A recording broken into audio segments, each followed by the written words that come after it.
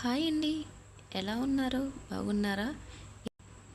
ఈరోజు రొయ్యల gravy curry ఎలాగో తెలుసుకుందామండి. దానికోసం ముందుగా 1/2 కేజీ రొయ్యల్ని శుభ్రంగా వాష్ చేసుకుని పక్కన పెట్టుకోవాలండి.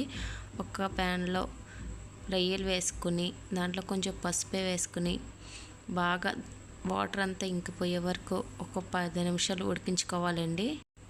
వాటర్ అంతా ఇంకిపోయిన తర్వాత ఒక బౌల్లో తీసుకుని పక్కన పెట్టుకోండి.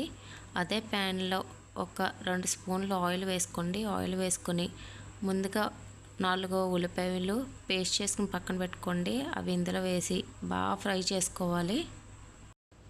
ఉల్లిపాయ పేస్ట్ బాగా ఫ్రై అయిన తర్వాత అందులో కట్ చేసి పెట్టుకున్న పచ్చిమిర్చి ముక్కలు, అలాగే ఒక టమాటా పేస్ట్ చేసుకుని ఇందులో యాడ్ చేసుకోండి. ఈ 3 బాగా ఫ్రై అయిన తర్వాత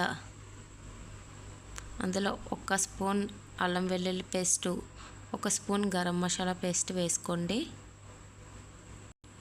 ఈ గరం మసాలా పేస్టు, అల్లం వెల్లుల్లి పేస్టు బాగా ఫ్రై అయిన తర్వాత అలాగే ముందుగా మనం ఉడకబెట్టుకున్న రొయ్యలు కూడా ఇందులో వేసి యాడ్ చేసుకుని బాగా ఒక 5 నిమిషాలు కలుపుకోండి.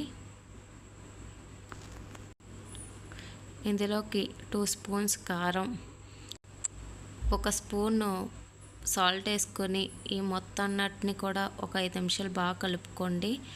కారం పచ్చివాసన పోయే వరకు ఒక 5 నిమిషాలు ఉంచుకొని దాంట్లో 1 గ్లాస్ వాటర్ని యాడ్ చేసుకోండి.